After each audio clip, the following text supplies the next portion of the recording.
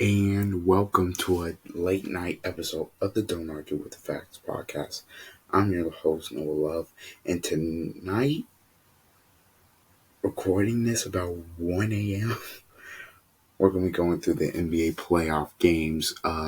Look, I know the NFL schedule release, Cooper Flag going to the Mavs, pretty much confirmed, all that, all that other stuff we will get into tomorrow, but tonight, we're just going to stick to straight playoffs because I really want to talk about A, the Pacers going to the conference finals back to back year, B, the Wolves going back to the conference finals back to back years, C, the Celtics forcing a game six. And yeah, that's what we're going to talk about. Let's just get straight into it. First, please like, comment, share, subscribe to the pod. I'd really appreciate it. Trying to grow my way here on YouTube and make a name for myself. I know the recording quality isn't greatest, all that, but I'm working with what I got for right now. So if you could just please do those things, I'd really appreciate it. Okay, let's get into the meat and potatoes of this. The Indiana Pacers. I'm not going to start. I'll go to tonight's game later as I'll start with yesterday. The Pacers are going to the Eastern Conference Finals for the second time in 2 years. The Indiana Pacers defeat the Cavs 114-105. The 64-win Cleveland Cavaliers, who a lot of people thought would conference finals win. Maybe they could get to finals. Maybe they could get to the championship. They're out again in the second round in 5 games. If we're being real, this one stings. I mean, you get up 20 again in this game. You get up 20 again, and you lose. Look, the Pacers won this game. Once they cut it down to 20, I said, look, if the Cavs don't get this, like when it was an 8-point game coming out of the half, if the Cavs don't get this back up, and the Pacers, because it was an 8-point game, if the Pacers continue to cut this lead down, the Pacers are going to win the game. And that's what happened. Because the Cavs, you could feel it. Because the pressure in this game, even though if you're Indiana, you want to close it out, the pressure's not really on you. It's on the home team, the number 1 seed, to get it done. And you just felt it, man. You felt it. They crumbled under the pressure. They crumbled under the pressure tonight. I thought Rick Carlisle did a good job with his rotations. His bench wasn't really giving him anything outside of Thomas Bryant.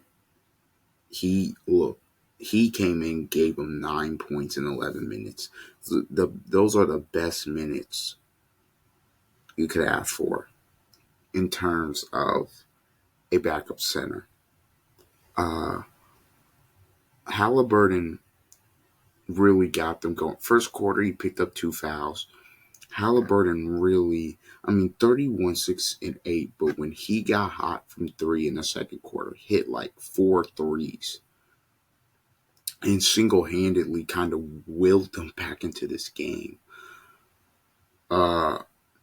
Cleveland, the way they came out, it felt like they didn't have a lot of energy. Like the Pacers were just missing shots at the beginning. And so obviously Cleveland kind of started to build their confidence, but the arena was dead. Like the arena had like no hope, it felt like. And look, this is a situation with Cleveland where look, you can't say all your guys weren't there. They were there.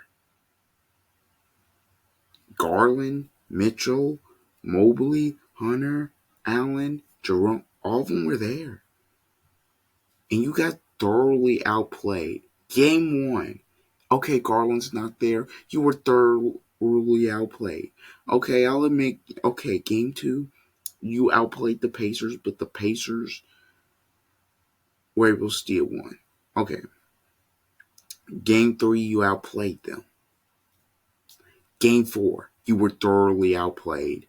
And not tonight, but in game five here, you were thoroughly outplayed. They were the better team for three of the four quarters. If you're Cleveland, gotta take a hard look in the mirror. Uh, Pacers are going back, obviously, to another conference finals, and it just goes to show when an organization says, you know what, this is what we're going to do, this is how we're going to build our team. And it helps when you have a Hall of Fame coach, obviously, and a good GM. But I'm looking at the Pacers roster. Obviously, Halliburton happened in the midseason trade. Sacramento, they weren't going to do anything with him, right? Neesmith, getting him in the Brogdon trade, nobody thought that was a big deal. That ended up being big deal. Obviously, getting Siakam in the midseason trade, pulling the trigger on that, and it and that's a high risk, high reward. Nimhard, getting finding him in the second round, point guard, but he can play the two, pairing him up with Halliburton. He's been great in the moments. I'm looking at getting Obi, and I believe it was a sign and trade. Uh,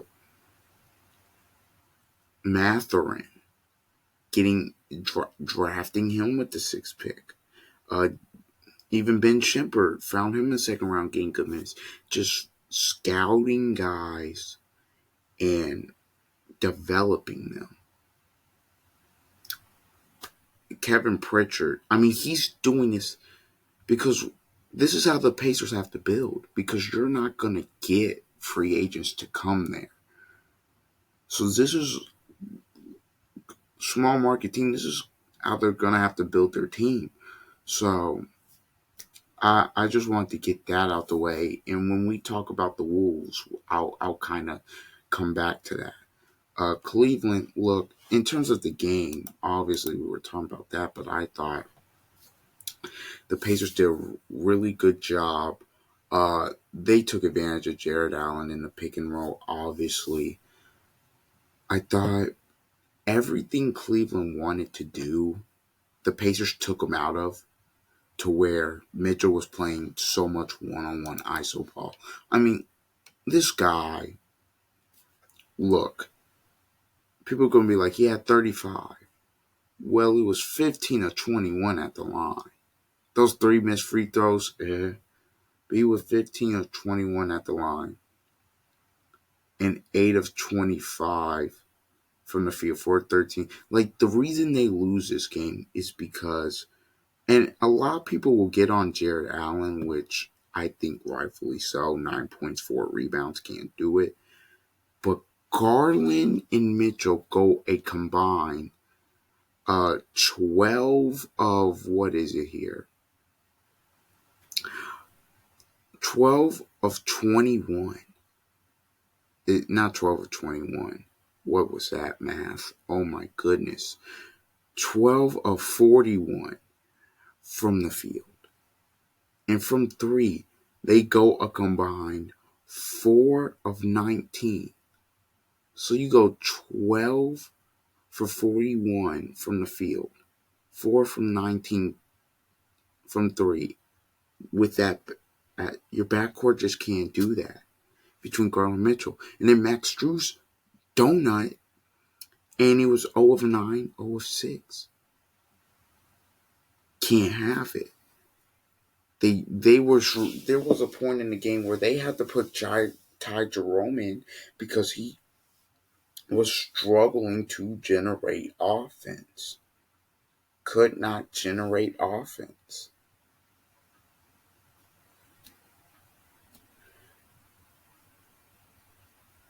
I mean, Ty Jerome out there, he's the only reason it felt like they had a chance in the fourth quarter. I mean, going into it, obviously, I know Mitchell's tried everything he could to get them. There were to get them there. There were many sequences. Look, the Halliburton uh, I block and then the drive to and one to make it 104-97. When it's a 3-point game, the Nimhard and one. Obviously, the Turner Dagger three. Look, the Cavs fought. They just were thoroughly outplayed in this game. And the Pacers, back to back conference finals appearance, they'll either get the Celtics or Knicks. And we'll see how that goes. But I want to go to Cleveland for a second in their future. And I want to talk about this specifically because, look, in terms of Mitchell being there, this is the third year. A Donovan Mitchell led team has not made the conference finals, but that, with all the factors in Utah and okay, whatever. This is third year in a row for Cleveland, or that you've failed, I guess, to meet expectations. Year one, year what? I think they were the three. They were the 3 or 4 seed.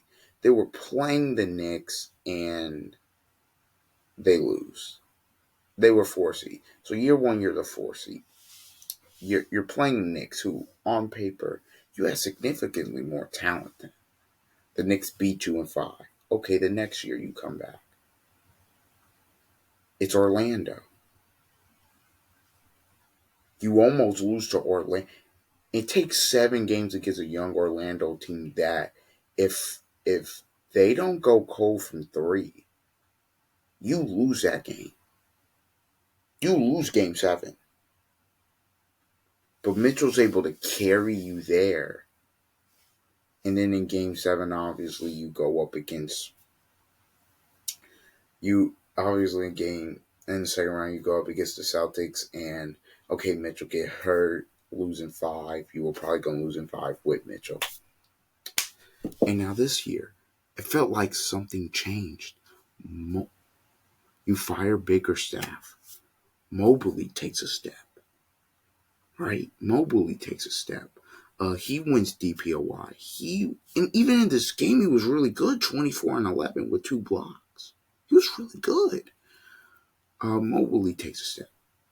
Mitchell kind of takes a bit of a step back in terms of, okay, I'm going to be our closer, but I'm going to let Garland do his thing. Garland's an all-star. Allen's played well. Obviously, Mobley's an all-star TPOI. Then you go and get DeAndre Hunter, who's trying to play well. By the way, Ty Jerome's having a great statistical season. Couldn't hit the broadside of a barn this series.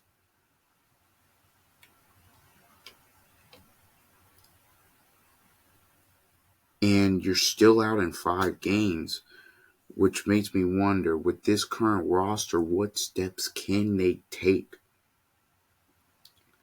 to get over the hump?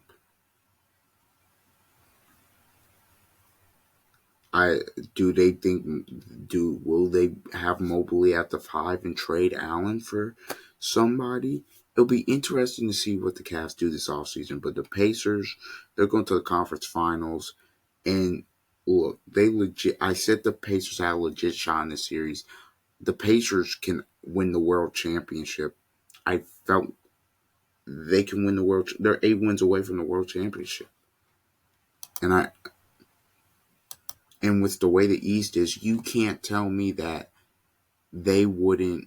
Okay, I won't say against the Knicks they'd be favored, but you can't tell me against Boston or New York that there's no way they can't beat them. Like, I'd pick them against either of them, personally. That's just me. I think the Pacers are going to the NBA Finals. That's my belief. Anyways, let's get to the Thunder. They took Game 5 from the Nuggets. Game 6 on Thursday night. Look. Okay, so I was at people's house, and I left because we was watching Pacers Cavs, and I left to first. So I missed pretty much the entire first half. Went back and watched. Thunder got off to a great start. Denver ended up obviously coming back. Jokic was really aggressive. I thought he was great. Murray, yes, he had 28, but he wasn't efficient. You got I told you guys the difference in this series will be the depth. And that was the difference in the game. Shea had more help than Jokic did. I mean, Jokic, this guy, 45, 15, and 5. I mean, Michael Porter, 2 points. Look, you're playing through the shoulder, I get it, but 2 points. I mean, Murray had 28, but again, like I said, inefficient. Gordon has been bailing Denver out in situations this postseason. He had 13. He didn't play a bad game. Brown, 3 for 12. Westbrook, 4 points. Like, you just can't have it in, like, yes, Shea was great. Like, he had 31. 6. Like, he was great in this game. He was big time. Uh, Obviously in the clutch. But I'm also looking at Thunder. I'm saying check in 14 and 8. I'm looking at Jalen Williams getting 18. Hardenstein at 15. Lou Dort was big in the fourth quarter. Had 12. He had 9 of his 12 points came in the fourth. Alex Caruso off the bench giving you great minutes. I just think the depth aspect of it for OKC, basically in the last two games, has hurt Denver. Look, Denver, they don't have the depth. I mean, if Westbrook's not playing well off the bench, who is it? Peyton Watson? You can only play him so many minutes. And then who's that? Strother? Look, Jokic 44 minutes out there. They people say they haven't addressed their backup center position. They did, but the backup center got hurt. But they needed to make a trade, and they didn't do that, obviously. So it's tough. Look, I think the Nuggets. Look, I said I think Thunder in 7. I think the Nuggets are going to win Game 6. I'm not going to underestimate that Jokic and that core at home against still a relatively young Thunder team. I think the Nuggets are going to find a way to get it done in Game 6. And I think we will have a Game 7. Said this multiple times. Thunder, this was a big time win. The way they executed down the stretch. I mean, look, and this is a game again. Nuggets come in up 8 or 7-8. And then just Thunder, they go 34-19 in the fourth. Back-to-back games, this happens where Nuggets go in with a lead, but they don't close it. The Thunder do a better job of closing. This series has been all over the place. Game 1, Thunder can't close, Nuggets steal it. Game 2, Thunder blow them out. Game 3, Thunder can't close, Nuggets they can't close, Nuggets close it.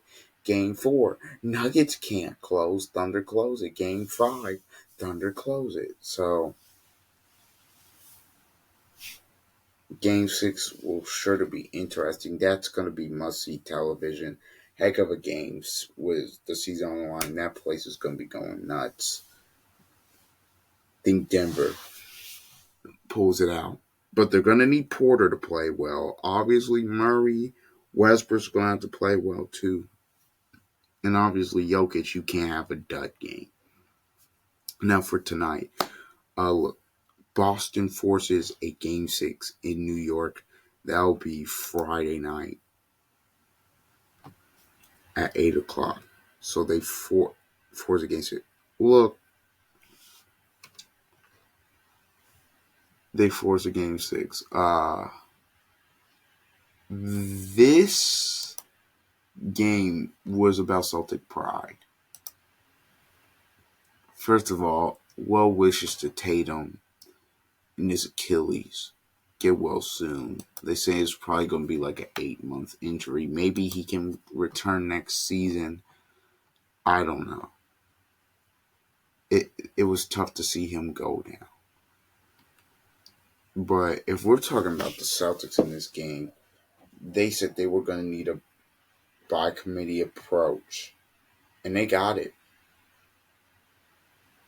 Look, The star of the game, obviously, Jaylen Brown. He impressed me in terms of his playmaking. I mean, 26 points, 8 boards, 12 assists. They were locked in, obviously on the defensive end, but also Derek White, man, just stepping up with 34 points, man.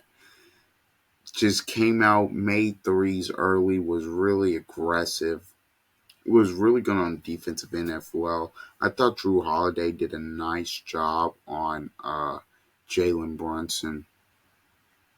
But the guy I want to highlight, who really gave them the spark, Luke Cornett. Luke Cornett, 26 minutes, 10 points, 9 boards, 7 blocks. Played great off the bench. When he's in the game, they were plus 20. Great.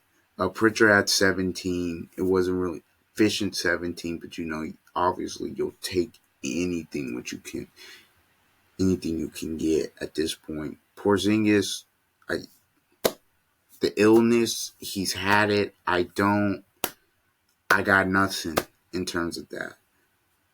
They got Sam Hauser back, who he's another body. He had 6 points. He was fine in the game. Everybody on the Celtics played well. It was don't underestimate the heart of a champion type of game. Whereas, hey, we're down one of our guys.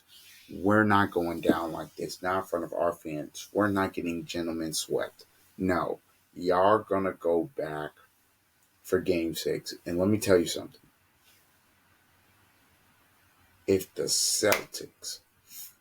Knicks gotta win Game 6 to me, because I'm not saying that they can't win Game 7 in Boston, but boy, that's gonna be a tall ask for them, even without Tatum. The Knicks, to me, because the Eastern Conference Finals, I've seen the schedule. It starts on Wednesday. Indiana's basically they're going to be well rested. They're basically going to have a week of rest.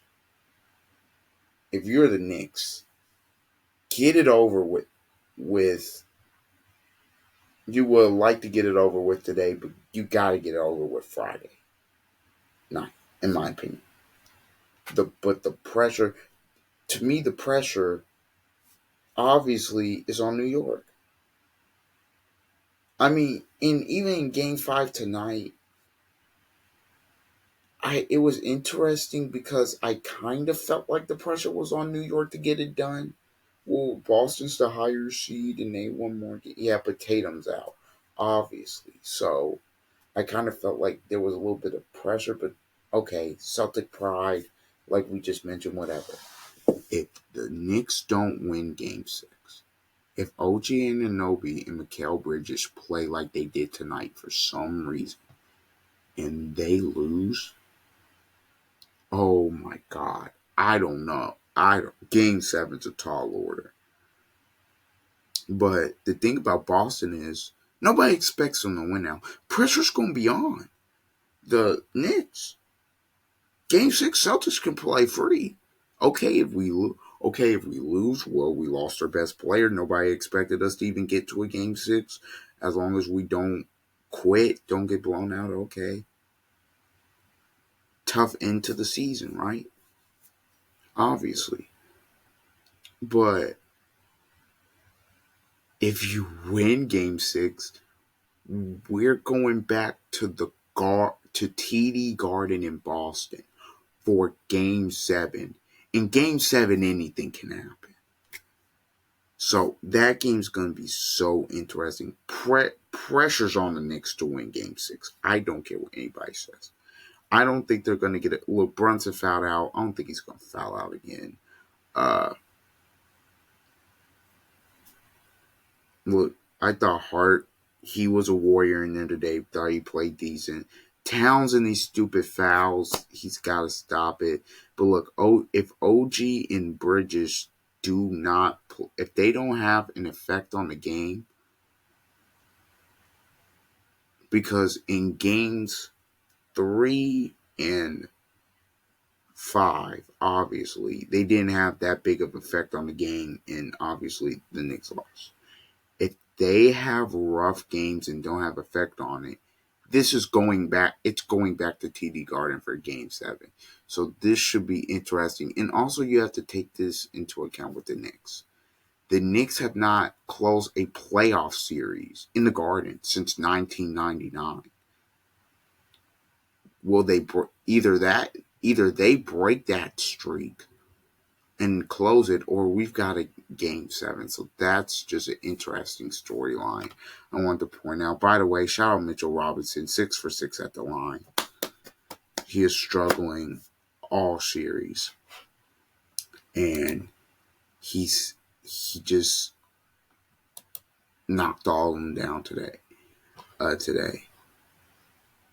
But now let's get into the final game, because here it's the Warriors and Wolves. Look, no Steph Curry, obviously, but the Wolves were able to pull it out and win. Look, this for the Wolves, this one was for the Wolves. This is interesting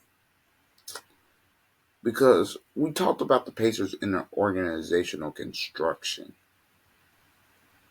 This one, because their organizational construction isn't, the Pacers had success in the 90s, right? With Reggie Miller, and then in the 2000, like in the 2010s, they've been consistently in the playoffs. 90s, 2000s, they've been consistently in the playoffs. The Timberwolves, okay, KG, yeah, but after that, after he left, there wasn't nothing. Don't give me the year with, oh well, we had Jimmy and Cat and win. Yeah, okay, you were an 8 seed. The Timberwolves are going back to back conference finals for the first time in their franchise history. And I put this on my story. Said, "What imagine what a franchise player can do. Not only what a franchise player can do, but also obviously you've got new owners, A-Rod and company, got new owners. GM's done a tremendous job. You got the right coach in Finch, and obviously you got Edwards, and then." The Randall trade. I thought the Randall trade. I'm just like, what is Minnesota doing? You got Cat, Gobert. You got these twin towers. Look, I feel like you can run this back and potentially still be contenders. And for a good portion of the season, everybody criticizes trade from their end, and rightfully so, especially the way Cat was looking in New York. But then in March, they found something. Since March 2nd, they're like 25-6. They gave up a lot for Rudy Gobert. I still think they shouldn't have given up that much, but you gotta do what you gotta do. You make that move. Mike Conley, big time. A big time veteran piece. Obviously, you draft Ant Edwards to lead your franchise. You trade Towns for Randall. Randall in the playoffs this year has been fantastic. You get Jaden McDaniels. You trade for Jaden McDaniels. And then you also in the trade for Randall, you get Dante DiVincenzo, who, yes, he's been up and down, but he was good. He was good tonight. So I really just think that for the Timberwolves and the Pacers, the lesson is, doesn't matter how bad your franchise has been or how mid it's been. If you're able to draft or trade, whatever, get the right guy, get the right coach, obviously, and build a system around that. Also, finding players, making strategic moves, you're going to be successful in the Basketball Association. Because these two teams aren't super teams. Pacers and Wolves are super teams, but they're very well put together teams. The Pacers, great offense. Now the defense is starting to come along, play with great pace, led by a point guard. Uh, Timberwolves, led by Ant. Shoot a lot of threes, play great defense, have somebody in the middle patrolling. Randall's playmaking. I mean, it's just the Wolves. In terms of the game, look, this game was never really in doubt. But when Steph Curry went down, you knew for them to even win a game, it would take Jimmy being heroic. Game 3, it looked like he ran out of gas. Game 4, he didn't have anything. And tonight wasn't good. I thought Potts came to play for them as well. Draymond did not play well at all. The one interesting thing though, Johnson Kuminga, his value. 26 points. He's averaging like 24 points per game to end the series now. Uh, some He's a restricted free agent. Obviously, the Warriors can match, but somebody will be willing to take him off the Warriors and give him a big time deal. So that'll be an interesting aspect in terms of the Wolves. They're going to another Western Conference Finals. Obviously, they weren't a fluke. And Edwards, yeah, 12 assists, impressive tonight. Everybody played their roles great, and the Wolves are moving on to either take on the Thunder or Nuggets. Swept the Nuggets and split with the Thunder. So whichever team they get should be a fun series. All right, that is it. I've been your host, Noah Love. This has been Don't Argue with the Facts podcast. This will be up sometime in the morning. Please like, share, comment, subscribe. And this has been your NBA playoff reaction from the last couple days. Until tomorrow, where we talk about Cooper Flag, to the Mavs, the draft lottery, the NFL schedule, all that. Until that time comes around. See ya. God bless. Have a great night.